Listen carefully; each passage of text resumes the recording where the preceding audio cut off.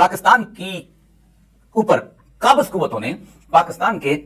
जो पुराने गुज़श्ता आज तक चले हुए जितने भी हमारे फॉरेन ऑफिस यानी खारजा पॉलिसी और माशी पॉलिसी जो थी उसको मुकम्मल तौर पे बदल के रख दिया। इससे पहले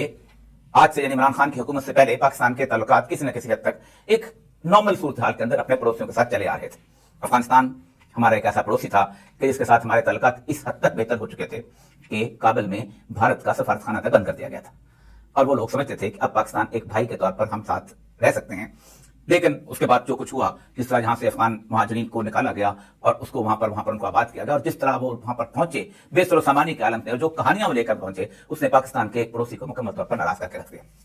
ईरान के साथ इसी केयरटेकर हुकूमत में ही वो हालात बने कि यहाँ से भी ड्रोन हमला हुआ और वहां से भी ड्रोन हमला, यहाँ से मिसाइल हमला, वहां से मिसाइल हमला हुआ और फिर उसके बाद आपस में किसी हद तक दुरुस्ती भी आ गई। उसकी भी एक वजह है,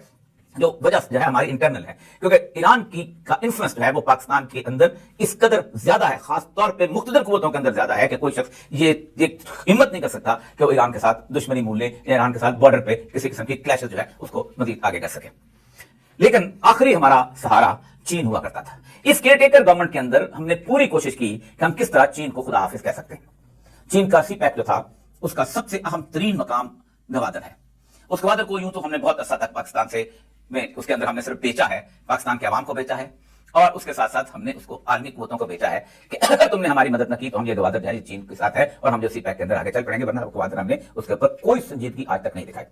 मैं चूंकि एक तवील अरसे से 1992 में जब गवादर में पहली दफा संगार हाउसिंग बनी थी मसूद बलूचिस्तान हुकूमत के साथ, मैं उसको देखता चला आ रहा हूँ। रॉबन राफील उस वक्त पॉलिटिकल असिस्टेंट थी, वो आया करती थी और बलूचिस्तान क्या बाकी मीटिंगों में भी बड़ी ऐसे उंगली लगा के कहा करती थी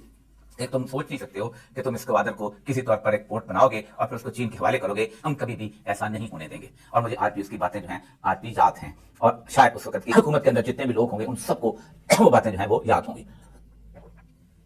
लेकिन इस हुकूमत ने जो केयरटेकर हुकूमत थी जिसका अपना कोई सर पैर नहीं था, ना अपनी कोई पॉलिसी थी, जिन लोगों ने उनको यहां पर मुसल्लत किया था उनसे कोई काम लेना चाहते थे, इसलिए पाकिस्तान के चीन के साथ ताल्लुकात सबसे ज्यादा सरमैरी के शिकार इसी दौर में हुए। चीन ने गवादर का एयरपोर्ट जो था वो तवील लागत के साथ वहां पर एक एयरपोर्ट बनाया था और जिसका इफ्तिताह होना था, लेकिन वो इफ्तिताह इस पूरे शहबाज शरीफ साहब से लेकर अब तक उसका इफ्तिताह नहीं हो सका। अब कहीं सुना जा रहा है कि शायद अगस्त में वहां कहीं इसको किया जा सके।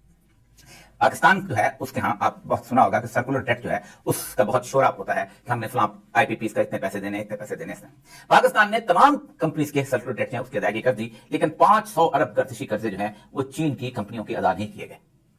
चीन के हमारे यहाँ साबिक सफीर होते थे सू वीडोंग, वो आज का चीन के वाइस फॉरेन मिनिस्टर हैं, बड़े कमाल के आदमी हैं। वो 20 जनवरी को यहाँ आए, मीटिंग भी हुई, पाकिस्तान के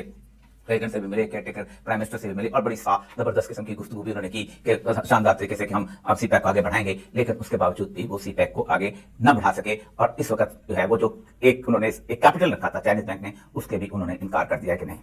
इसके बाद इलेक्शन हो गए। अब इलेक्शन के बारे में पाकिस्तान, अमेरिका और चीन दोनों की नजरों में इस वक्त एक ऐसी हालत में है कि चीन से हमने दोस्ती जो है वो खत्म कर ली हुई है, क्योंकि गवादर के बारे में सिर्फ अमेरिका का मसला नहीं है। अगर गवादर एक बेहतरीन पोर्ट बनती है तो सबसे पहले दुबई और कतर और सारी पोर्टें जितनी भी सलाला वगैरह जो है इनका मुस्तकबिल तारीख हो जाता है, क्योंकि गवादर जो है ये इंटरनेशनल और स्ट्रोक पॉइंट से बाहर है। इसलिए वहां पर आपने देखा होगा कि हमारी जितनी भी इंसर्जेंट को अगर मिलता है तो वहां कहां जाके पना लेता है। इस तरह चाबार की जो पोस्ट ईरान ने बनाई है उसके ऊपर इंडिया का अपना इन्फ्लुएंस है, वो उसके साथ उस पर काम कर रहा है और अमेरिका तो वैसे चाहता नहीं कंटेनमेंट ऑफ चाइना की वजह से। तो हमने इसको तो मुकम्मल तौर पे अब खुदा हाफिज कह दिया है, बस हम चलते रहते हैं। यही वजह है कि अमेरिका हमारे समझता है कि हमने चाइना के साथ अपनी जो एक तार मिला के रखी हुई है, हम जो शादी हमने अमेरिका से की हुई है और हम जो नाजायज ताल्लुकात हमने चीन से इस्तेमाल कर रखे हैं, या शादी चीन से की हुई है और नाजायज ताल्लुकात अमेरिका से इस्तेमाल करते हैं, अमेरिका चाहता है उसको खत्म कर दिया जाए। यही वजह है कि इस इलेक्शनों के अंदर दोनों के बयान इस वक्त मेरे सामने हैं और उसके बाद देखिएगा कि सूरत हाल क्या पैदा होगी। उसके बाद पहली बात तो यह है कि चाइना ने पाकिस्तान के इलेक्शंस के फौरन बाद 19 फरवरी को एक बयान दिया था और यह बयान जो है बड़ा काबिल गौर है। नॉर्मली मुबारकबाद तो दी जाती है। As a close and friendly neighbor, China fully respect the choice made by the Pakistani people. यानी ये बड़ा खूबसूरत फिक्र है कि पाकिस्तान की अवाम ने जो चॉइस दिया है उसके बारे में हम उसकी रिस्पेक्ट करते हैं। And sincerely hope that all parties concerned in Pakistan will work together to maintain political unity and social stability after the election and make concerned effort to create the future of national development. कि हम तमाम पार्टियां जो है वो मिलकर किसी तौर पर काम करेंगी। ये वो बयान था जिसके बारे में अगर हमने चीन के साथ मुखलिस होते तो हम कम से कम उसके बाद एक ऐसी राह हमवार करते कि शायद जो मैंडेट था उसको किसी न किसी तौर पर बेहतर करने की कोशिश करते। लेकिन जो कुछ पंजाब असेंबली में हुआ, जो कुछ उसके बाद केपीके असेंबली में हुआ, जो उनकी सीटों का मामला हुआ, हमने पूरी कोशिश की कि उस मैंडेट को की रिस्पेक्ट खत्म की जाए और हमने चाइना के इस कागज को जिसे कहते हैं रद्दी की टोकरी समझा।